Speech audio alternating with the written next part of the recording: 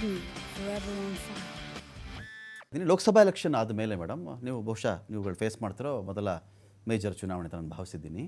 ಆಯಿತು, ಲೋಕಸಭಾ ಚುನಾವಣೆಯಲ್ಲಿ ಮೋದಿಯೇ B J ಪಿಯೇ Modi, ಮೋದಿಯಿಂದನೇ party, ಈ ಒಂದು ನರೇಷನ್ ಏನಿತ್ತಲ್ಲ, ತಕ್ಕ ಮಟ್ಟಿಗೆ ಅದು ಡೆಂಟ್ ಆಗಿರೋದು ಸುಳ್ಳಲ್ಲ. ತಕ್ಕ ಮಟ್ಟಿಗೆ ಅದು ಡೆಂಟ್ ಆಗಿದೆ. ಅಂದರೆ ಇಲ್ಲಪ್ಪ, ನೀವು ಕೂಡ ಇನ್ನೊಂದಿಬ್ಬರು ಸಹಕಾರ ತಗೊಂಡೇ ದೇಶದಲ್ಲಿ ಅಧಿಕಾರ ಮಾಡಬೇಕು ಅಂತೇಳಿ ಇದು ಪೀಪಲ್ಸ್ ವರ್ಡಿಕ್ಟ್. ಅದು ಇದಾದ ಮೇಲೆ ಅದನ್ನ ಎಷ್ಟು ಮಟ್ಟಿಗೆ ನೀವು ಎನ್ಕ್ಯಾಶ್ ಮಾಡ್ಕೊಂಡ್ರಿ? ರಮಕಾಂತ್, ಇನ್ನೊಂದು 10-15 ಬಂದ್ಬಿಟ್ಟಿದ್ರೆ ನಾನು ಆವಾಗಲೇ ಅದಲ್ಲ ನಾನೇನ್ ಹೇಳಕ್ ಹೊರಟಿದ್ದೀನಿ. ಅದನ್ನ ಗೆಲುವಲ್ಲ, ಅವ್ರ ಕಾಲ್ ನಿಂತಿರೋದು ಇಬ್ರು, ಒಂದು ನಾಯ್ಡು ಅವರ ಮೇಲೆ ಮತ್ತೊಂದು ನಿತೀಶ್ ಅವ್ರ ಮೇಲೆ. ನಿತೀಶ್ ಅವ್ರನ್ನ ಯಾವ್ಯಾವ ರೀತಿ ಆಟ ಆಡ್ಸಿದೀರಾ ಅಂತ ಗೊತ್ತು. ಇದು ನೀರಿನ ಮೇಲೆ ಗುಳ್ಳೆ ಅನ್ನೋದನ್ನ ಹೇಳ್ತಾ ಇದೀನಿ ನಿಮ್ಗೆ. ಅದನ್ನ ಗೆಲ್ಲುವಂತ ದಯವಿಟ್ಟು ಕರಿಬೇಡಿ. ವಿಶ್ವಮಟ್ಟದ ಒಂದು ಪೊಲಿಟಿಕಲ್ ಪಾರ್ಟಿ, ನಾವ್ ಇಡೀ ಜಗತ್ತಿಗೆ ಮಾದರಿ ಅಂತಂದವ್ರದ್ದು ಹಂಗಲ್ಲ. ಭ್ರಮೆಗಳಲ್ಲಿ ತೇಲ್ತಾ ಇದ್ದೀರಾ ಅನ್ನೋದನ್ನ ಅವ್ರಿಗೆ ಮತ್ತೆ ಮೂಡೋದು. ಅಂದ್ರೆ ಅವ್ರಿಗೆ ಏನು ಮಾಡಕ್ಕಾಗದೆ ಇದ್ದಾಗ NCP ಫಿಕ್ಸ್ ಮಾಡು, ಆಮೇಲೆ ಶಿವಸೇನೆ ಒಡೆದು ಛಿದ್ರ ಮಾಡು, ಅಲ್ಲಿ UP-ನಲ್ಲಿ ಛಿದ್ರ ಮಾಡು, ಬುಲ್ಡೋಜರ್ ಇಟ್ಬಿಡು, ಆ ಸುಪ್ರೀಂ ಕೋರ್ಟು, ಹೈಕೋರ್ಟು, ಯಾವ ಕೋರ್ಟು, ಸಂವಿಧಾನ, ಕಾನೂನು ಎಲ್ಲ ಛಿದ್ರ ಮಾಡು. ಅವ್ರಿಗೆ ಅದ್ರಲ್ಲಿ ಯಾವುದ್ರಲ್ಲೂ ನಂಬಿಕೆ ಇಲ್ಲ, ಸಂವಿಧಾನದಲ್ಲೂ ನಂಬಿಕೆ ಇಲ್ಲ. ಡೊಂಗಿ ಒಂದು ನಾಟಕ ಅಷ್ಟೇ, ಅದು ಯಾವಾಗಲೂ ಸಹ ಮಾಡ್ತಕ್ಕಂಥದ್ದು. ಎರಡನೇದು policy matter.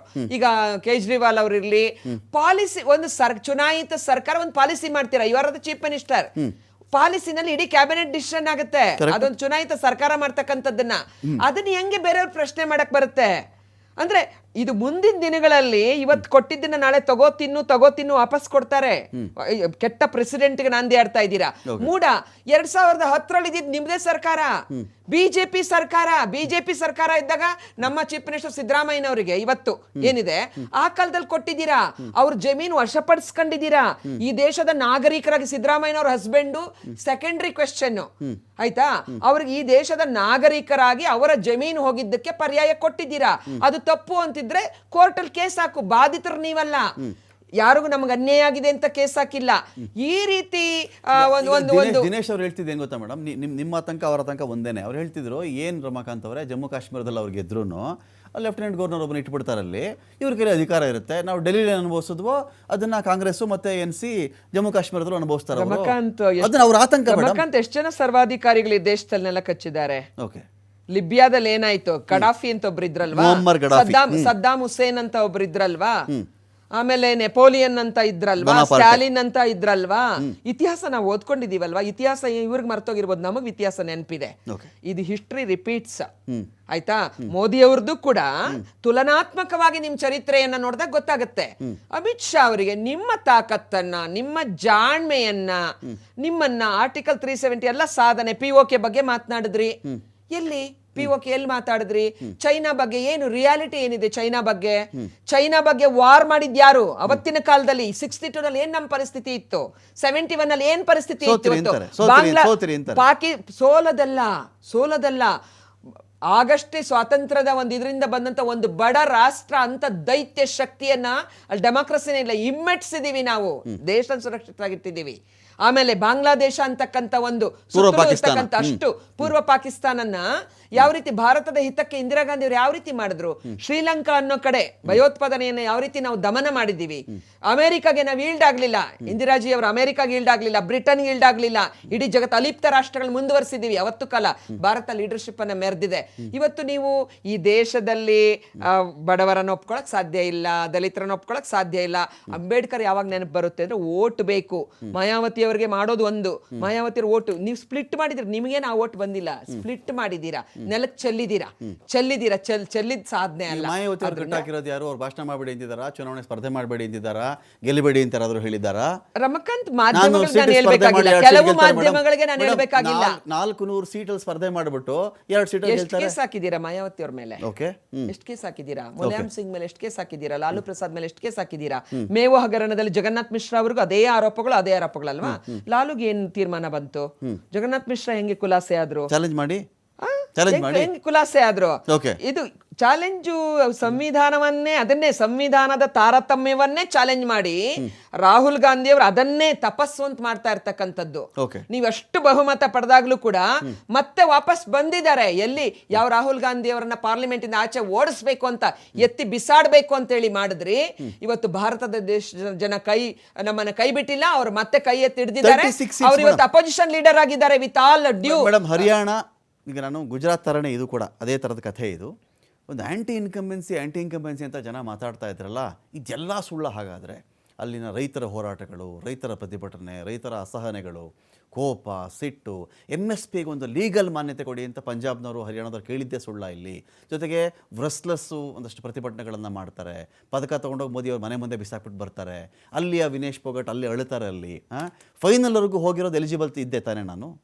Final match eligible ನಾನು, ಫೈನಲ್ ನಾನು ಎಲಿಜಿಬಲ್ ಇಲ್ಲ ಅಂದರೆ ಅಟ್ಲೀಸ್ಟ್ ಐ ಡಿಸರ್ವ್ಡ್ ಒಂದು ಸಿಲ್ವರ್ ಮೆಡಲ್ ಅಂತ ಹೇಳಿ. ಯೋಧರ ನಾಡು, ರೈತರ ನಾಡು ಹರಿಯಾಣ.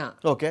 ಹರಿಯಾಣ, ಪಂಜಾಬ್, ಹರಿಯಾಣ ಎಲ್ಲ ಡಿವಿಷನ್ಗಳ ಅತ್ಯಂತ ಜೈ ಜವಾನ್ ಅಲ್ಲೇ ಇರೋದು, ಜೈ ಕಿಸಾನ್ ಅಲ್ಲೇ ಇರ್ತಕ್ಕಂಥದ್ದು, ಸೂಕ್ಷ್ಮವಾದಂತದ್ದು, ಕುಸ್ತಿಪಟುಗಳು, ಕ್ರೀಡೆಯ ಕಾಶಿ ಅದು ಹರಿಯಾಣ. ಯೋಧರ ಕಾಶಿ ಪೈಲ್ವಾನ್ ಅವ್ರದ್ದೇ ಕುಸ್ತಿ ಎಲ್ಲದಕ್ಕೂ ನೋಡಿರ್ತಕ್ಕಂಥವ್ರು. ದೆಹಲಿ ನಿಮ್ದಾಗ್ಲಿಲ್ಲ, ಆಪ್ ಗೆದ್ದುಕೊಂತು. ದೆಹಲಿ ಯಾವ್ದನ್ನ ಸೆಲೆಬ್ರೇಟ್ ಮಾಡ್ತೀರಾ? ಹರಿಯಾಣದಲ್ಲಿ ಇಷ್ಟೆಲ್ಲ ನೀವು ಜಗತ್ತೆಲ್ಲ ಗೆದ್ದಿದ್ ನೀವು ನಿಮ್ಮನೇನ್ ಗೆಲ್ಲಕ್ಕಾಗಿಲ್ಲ, ನೀವು ದೆಹಲಿ ಏನ್ ಗೆಲ್ಲಕ್ಕಾಗಿಲ್ಲ ಅಲ್ವಾ? ನಾನು ಇಷ್ಟೇ ಹೇಳೋದು. ಕೈ ಕಟ್ಟಾಕ್ಬಿಟ್ಟು ಕಾಲು ಗುಂಡೆ ಹೊಡೆದ್ಬಿಟ್ಟು ನಾನ್ ಗೆದ್ದೆ ನಾ ಓಡೇ ಇಲ್ಲ, ನಾವು ಫೀಲ್ಡ್ ಅಲ್ಲೇ ಬಂದಿಲ್ಲ, ಗೆದ್ದೆ, ಅದ್ ನಿಮ್ಮ ಆತ್ಮಸಾಕ್ಷಿಗೆ ಬಿಡ್ತೀನಿ. ನಾನೇನು ಹೇಳ್ಕೊಳಕ್ ಹೋಗಲ್ಲ ವೀರ ಯಾರು ಶೂರ ಯಾರು ಅಂತ. ಯುದ್ಧ ಸೋತವನು ಅವನು ಸೋಲಲ್ಲ, ಅವನು ಹುತಾತ್ಮ ಆಗ್ತಾನೆ. ಗೆದ್ದಿದ್ ಯಾವ ಧರ್ಮ ಯುದ್ಧ ಅಂತ ನೀವ್ ಹೇಳ್ತಿರಲ್ಲ, ಗೀತೆ ಎಲ್ಲ ಹೇಳ್ಬೇಡಿ, ಚೆನ್ನಾಗ್ ಕಾಣಲ್ಲ. ನಿಮ್ಮ ಧರ್ಮ ಯುದ್ಧ, ಆ ಧಾರ್ಮಿಕ ಮೌಲ್ಯಗಳನ್ನ ಇಟ್ಕೊಂಡು ನೀವು ಗೆದ್ದಿದ್ದೀರಾ, ನಿಮ್ಮ ಆತ್ಮಸಾಕ್ಷಿ ಒಂದಿರುತ್ತಲ್ವಾ? ಇವತ್ತು ಶಿವಸೇನೆ, ಶಿವಸೇನೆ ಏಕನಾಥ್ ಸಿಂಧೆಗೆ ನೀವ್ ಯಾವ ರೀತಿ ನೀವು ಒಬ್ಬರನ್ನ ಕೊಂದು ಇನ್ನೊಬ್ಬರನ್ನ ಮಾಡಿ, ಅಂತದಕ್ಕೆಲ್ಲ ಭಾರತ ದೇಶದ ಚರಿತ್ರೆನಲ್ಲಿ ಅದು ಮರುಕಳಿಸಿದೆ. ಅದೇ ಶ್ರೀರಾಮ ನ್ಯಾಯವನ್ನೇ ಕೊಟ್ಟಿದ್ದಾರೆ, ಶ್ರೀರಾಮ ನ್ಯಾಯವನ್ನೇ ಆಯ್ಕೆ ಮಾಡ್ಕೊಂಡಿದ್ದಾರೆ. ನಮ್ಗೆ ಅದ್ರಲ್ಲಿ ನಿಜವಾಗ್ಲೂ ನಂಬಿಕೆ ಇದೆ. ಎಷ್ಟೋ ಜನ ಕಾಂಗ್ರೆಸ್ಸಿಗರು, ಎಷ್ಟೋ ಜನ ಇವರು ಧಾರ್ಮಿಕ ಇದು ಒಂದು ಗುಡಿ ಕಟ್ಟಲಿಲ್ಲ, ಒಂದು ಕೋಟೆ ಕಟ್ಟಲಿಲ್ಲ, ಒಂದು ಪುಷ್ಕರಣಿ ಕಟ್ಟಲಿಲ್ಲ, ಒಂದು ದೇವಾಲಯಗಳನ್ನ ಮಾಡ್ಲಿಲ್ಲ ಇವರು. ಹರಿಯಾಣದಲ್ಲಿ ಈ ಪರ್ಫಾರ್ಮೆನ್ಸ್ ನಿಮಗೆ ಸಮಾಧಾನಕರವಾಗಿದೆಯೇ?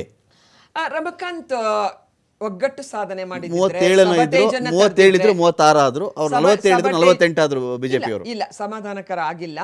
ಇದು ಒಂದು ರೀತಿಯ ಇದು ಸೂಸೈಡಲ್ ಎಲ್ಲೋ ವ್ಯತ್ಯಾಸಗಳು ದೊಡ್ಡ ಪ್ರಮಾಣದಲ್ಲಿ ಆಗಿದೆ. ಅನೇಕ ರೀತಿಯಲ್ಲಿ ಈಗ ಒಂದು ಮೈತ್ರಿಕೂಟವನ್ನ ನಾವು ಸಮರ್ಥವಾಗಿ ಒಗ್ಗೂಡಿಸುವಲ್ಲಿ, ಒಗ್ಗಟ್ಟು ಕಾಪಾಡುವಲ್ಲಿ ಒಂದು ಲೋಪದೋಷ ಕಾಣ್ತಾ ಇದೆ. ಹಾಗೆ ಇವಾಗ ಸ್ಥಳೀಯ ನಾಯಕರಲ್ಲಿ ನನಗೆ ಇನ್ನು ಫ್ಯಾಕ್ಟ್ಸ್ ಗೊತ್ತಿಲ್ಲ. ಈಗ ಬಿಜೆಪಿಗೆ ಎಷ್ಟು ಪರ್ಸೆಂಟೇಜ್ ಓಟು, ಆಂಟಿ ಎಷ್ಟು ಛಿದ್ರ ಆಗಿದೆ ಗೆಲುವಿಗೆ. ಕೆಲವೆಲ್ಲ ನಾನು ಮಧ್ಯಾಹ್ನ ನೋಡುವಾಗ 20 ಸೀಟ್ಗಳಲ್ಲಿ 2000 ಡಿಫರೆನ್ಸ್ ಅಲ್ಲಿ, ನಮಗೂ ಅವ್ರಿಗೆ 2000 ಡಿಫರೆನ್ಸ್ ಅಲ್ಲಿ 20 ಸೀಟ್ ಇತ್ತು, 1000 ಡಿಫರೆನ್ಸ್ ಅಲ್ಲಿ 10 ಸೀಟ್ ಇತ್ತು, 15, 20, 76 ಇಂಥದೆಲ್ಲ 4 ಸೀಟ್ ಇತ್ತು. ಹಾಗಾಗಿ ಇದು ಬಹಳ ಕುತೂಹಲಕರವಾದಂತದ್ದಿದೆ. ಅಂದ್ರೆ ಅವರ ಸ್ಟ್ರಾಟಜಿನೇ ಡಿವೈಡ್ ಅಂಡ್ ರೂಲ್, ಡಿವೈಡ್ ಮಾಡ್ತಕ್ಕಂಥದ್ದು. ಅದ ಟೆನಿ ಕಾಸ್ಟ್ ಗೆಲುವು ಸಾಧಿಸ್ತಕ್ಕಂಥದ್ದಲ್ಲ, ಡಿವೈಡ್ ಮಾಡ್ತಕ್ಕಂಥ. ಅವರ ಪರವಾಗಿಲ್ಲ. ಹರಿಯಾಣದ ಕಾಂಗ್ರೆಸ್ ಸೋಲಿಗೆ ರಾಹುಲ್ ಗಾಂಧಿ ಕಾರಣ ಇದಕ್ಕೆ ಅಲ್ಲ, ರಾಹುಲ್ ಗಾಂಧಿ ಅವರು ನಮ್ಮ ರಾಷ್ಟ್ರದ ಪ್ರತಿಪಕ್ಷದ ನಾಯಕರಾಗಿದ್ದಾರೆ, ನಮ್ಮ ಪಕ್ಷವನ್ನ ಶ್ರಮಪಟ್ಟು ಮುನ್ನಡೆಸ್ತಾ ಇದ್ದಾರೆ. ನಮ್ಮ ಅನೇಕ ನಾಯಕರು, ನಮ್ಮ ಊಡಾ ಅವರಿದ್ದಾರೆ, ನಮ್ಮ ಸುರ್ಜೇವಾಲಾ ಇದ್ದಾರೆ, ಶೈಲಜಾ ಇದ್ದಾರೆ, ಎಲ್ಲೋ ಒಂದು ಕಡೆ ಖರ್ಗೆಜಿ ಇದ್ದಾರೆ. ಖರ್ಗೆಜಿ ಕೂಡ AICC ಆಯ್ತು. ಸಮರ್ಥ ನಾಯಕರಲ್ಲ, ಎಲ್ಲರೂ ತುಂಬಾ ಸಮರ್ಥರಿದ್ದಾರೆ. ಎಲ್ಲೋ ಒಂದು ಒಗ್ಗಟ್ಟಿನ ಕೊರತೆ ಇರಬಹುದು, ಅಥವಾ ಪಕ್ಷದ ಒಳಗೆ, ಮೈತ್ರಿಯ ಒಳಗೆ, ಮತ್ತು ಹುನ್ನಾರ ಕೂಡ, ಬಿಜೆಪಿಯ ಪಿತೂರಿ ಕೂಡ ಇದ್ರಲ್ಲಿದೆ. ಈಗ ನಾನು ಹೇಳಿದೆ ದಲಿತ ಫ್ಯಾಕ್ಟರ್, ಈಗ BSP ಅದು ಒಂದು ಈಗ ಮಾಯಾವತಿ ಅವರ ನಂತರ ಅವರು ಆಜಾದ್ ಬಂದಿದ್ದಾರೆ. ಆಮೇಲೆ ಅದು ಹೇಳಿದ್ನಲ್ಲ, contribution credit goes to ED, CBI ಚುನಾವಣೆಗಳು, ಅದನ್ನ ಅಪಚಾರ ಅಂತದ್ನೆಲ್ಲ ಅಪಚಾರವಾಗಿ ಯೂಸ್ ಮಾಡಿದ್ರೆ ದೇಶ ಯಾವತ್ತೂ. ಜಮ್ಮು ಕಾಶ್ಮೀರದಲ್ಲೂ ಮಾಡಕ್ಕೆ ಅವಕಾಶ ಆಯ್ತಪ್ಪ, EDಗೆ, CBIಗೆ, ITಗೆ. ಗೆದ್ದಾಗ ಮಾತ್ರ IT CBI ಏನು ಹೇಳಲ್ಲ ನೀವು. ಹರಿಯಾಣಕ್ಕೆ ಮಾತ್ರ ಕರ್ನಾಟಕ ಜಮ್ಮು ಕಾಶ್ಮೀರ ಅಲ್ಲ, ಹರಿಯಾಣ ಜಮ್ಮು ಕಾಶ್ಮೀರ ಅಲ್ಲ, ದೆಹಲಿ ಹರಿಯಾಣ ಅಲ್ಲ, ಹರಿಯಾಣ ಪಂಜಾಬ್ ಅಲ್ಲ. ಅದೇ ಬ್ಯೂಟಿ, ವೈವಿಧ್ಯತೆಯಲ್ಲಿ ಏಕತೆ ಸಾರುವ ಭಾರತದಲ್ಲಿ ತಮಿಳುನಾಡು ಕರ್ನಾಟಕ ಅಲ್ಲ, ಕೇರಳ ಕರ್ನಾಟಕ ಅಲ್ಲ. ಎಷ್ಟು ವೈರುಧ್ಯತೆ ಮತ್ತು ಸಾಮ್ಯತೆ, ಅದರ ನಡುವೆ ಕೂಡ ನಮ್ಮ ವೈಶಿಷ್ಟ್ಯತೆ ಇದೆ. ಆ ವೈವಿಧ್ಯತೆಯ ಒಂದು ಕಲ್ಚರಲ್ ವೈವಿಧ್ಯತೆಯನ್ನ, ಆ ಏಕತೆಯನ್ನ ನಾಶ ಮಾಡುವಂತಹ ಡಿವಿಸಿವ್ ಪಾಲಿಟಿಕ್ಸ್ ಏನ್ ಮಾಡ್ತಾರೆ, ಒಡೆದು ಆಳುವ ನೀತಿ, ಅದು ಬ್ರಿಟಿಷ್ನವ್ರು ಮಾಡ್ತಾ ಇದ್ರು. ಇವತ್ತು ಅಧಿಕಾರಕ್ಕೋಸ್ಕರ ಬಿಜೆಪಿ ಕೂಡ ಅವರ ಸಾಧನೆಗಳಿಗಿಂತ, ಅವರ ಮೆರಿಟ್ಗಿಂತ ಇಂಥ ಒಂದು ಅಧಿಕಾರ ದುರುಪಯೋಗ ಮಾಡಿದ್ರು. ಇಂಥದ್ದು ತುಂಬಾ ಜನ ಆಳೋಗಿದ್ದಾರೆ. ನಾಳೆ ದಿನ ಅಂದ್ರೆ ಬ್ಯೂಟಿ ಏನ್ ಗೊತ್ತಾ, ಇವತ್ತು ರಾಜೀವ್ ಗಾಂಧಿ ಅವರು 18 ವರ್ಷದ ಯುವಕರಿಗೆ ಓಟ್ ಹಾಕೋ ಅವಕಾಶ ಕೊಟ್ಟಿದ್ರಿಂದಾಗಿ ಆ ಒಂದು ಓಟ್ಗೆ ಏನೆಲ್ಲ ಪವರ್ ಇದೆ ನೋಡಿ. ಸೊರೇನ್ಗೆ ಏನ್ ಮಾಡಿದ್ರಿ ನೀವು?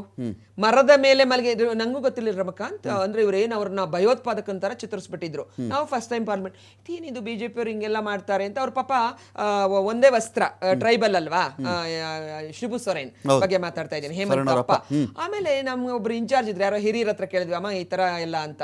ಅಯ್ಯೋ, ಅಲ್ಲಿ ಜಾರ್ಖಂಡಲ್ಲಿ ಆತ ದೇವರು ಅಂತ ಹೇಳಿದ್ರು. ಯಾಕಂದ್ರೆ ಆ ಜಾರ್ಖಂಡ್ ಬುಡಕಟ್ಟು ಜನಾಂಗಗಳಿಗೆ ವಿಮೋಚನಾ ಹೋರಾಟ ನಡೆದಾಗ ಮರಗಳ ಮೇಲೆ ಮಲಗಿ ಅವರು ಅಂದ್ರೆ ಒಂದು ಹೋರಾಟವನ್ನ, ಸ್ವಾಭಿಮಾನದ ಹೋರಾಟವನ್ನ ನಡೆಸಿ ಬಂದಂತವ್ರು. ಆದ್ರಿಂದ ಚರಿತ್ರೆಯನ್ನ ನೋಡುವ ದೃಷ್ಟಿಕೋನ, ವರ್ಗಗಳನ್ನು ನೋಡುವ ದೃಷ್ಟಿಕೋನ, ನಿಮ್ಮ ದೃಷ್ಟಿಯಲ್ಲಿ ದೋಷ ಇದೆ ಅಷ್ಟೇ, ದೇಶದಲ್ಲಿ ಏನ್ ದೋಷ ಇಲ್ಲ. ಆದ್ರಿಂದ ಬಿಜೆಪಿ ಎಲ್ಲ ಪ್ರಜಾಪ್ರಭುತ್ವದ ಎಲ್ಲ ಪಕ್ಷಗಳಿಗೆ ಮದರ್ ಪಾರ್ಟಿ, ಇನ್ಕ್ಲೂಡಿಂಗ್ ಬಿಜೆಪಿಗೆ ಹೋಗದವರು ಕೂಡ ಕಾಂಗ್ರೆಸ್ನಿಂದ ಹೋದವರೇ ಬಿಟ್ರೆ ಅಲ್ಲಿ ಅದ್ರಲ್ಲಿ ನಂಬಿಕೆನೇ ಇರಲಿಲ್ಲ. ನಿಮಗೆ ಪ್ರಜಾಪ್ರಭುತ್ವದಲ್ಲಿ ನಂಬಿಕೆನೇ ಇಲ್ಲ. ಇನ್ನು ಕೊನೆಯದಾಗಿ RSSಗೂ ಬಿಜೆಪಿಗೂ ಸಂಬಂಧ ಇಲ್ಲ ಅಲ್ವಾ? ಅವರು ಸೇವೆ ಮಾಡಬೇಕು ಅಂತೇಳಿ ಸಂಘ ಸಂಸ್ಥೆಗಳನ್ನ ಕಟ್ಕೊಂಡು ಬಂದಂತವ್ರಲ್ವಾ? ಕಳೆದ ಸಾರಿ RSS ಮೇಲೆ ನಾವು ಡಿಪೆಂಡ್ ಆಗಿಲ್ಲ ಅಂತ ಯಾಕೆ ಸ್ಟೇಟ್ಮೆಂಟ್ ಕೊಟ್ರು ನಡ್ಡಾ ಅವರು? ಅಂದ್ರೆ ಮತ್ತೆ ಕಳೆದ ಸಾರಿ ನೀವು ಲೋಕಸಭೆಯಲ್ಲಿ ಸೋತಾಗ RSS ಕೆಲಸ ಮಾಡ್ಲಿಲ್ಲ, ಅದಕ್ಕೆ ಸೋತ್ರು ಅಂತೇಳಿ ಯಾಕೆ ಹೇಳಿದ್ರು? RSS ಇವತ್ತು ನಿಮಗೆ ಒಂದು ಲಾಂಚಿಂಗ್ ಪ್ಯಾಡ್ ಆಗಿ ನಿಮಗೆ ಗೆಲುವನ್ನ ತಂದುಕೊಳ್ಳಿಕ್ಕೆ ವ್ಯವಸ್ಥೆಯ ಒಳಗಡೆ ಯಾಕೆ ಮೋಸ? ಯಾಕೆ ನೇರವಾಗಿ ನಾವು ಚುನಾವಣೆನೇ ಮಾಡ್ತಕ್ಕಂಥದ್ದು, ನಮ್ಗೆ ಅಧಿಕಾರ ಬೇಕು ಅಂತಕ್ಕಂಥ ಹೇಳ್ರಲ್ಲ, ಏನ್ ತಪ್ಪೇನಿದೆ ಅದರಲ್ಲಿ? ಆದ್ರಿಂದ we are ideologically we exposed you, we are fighting you.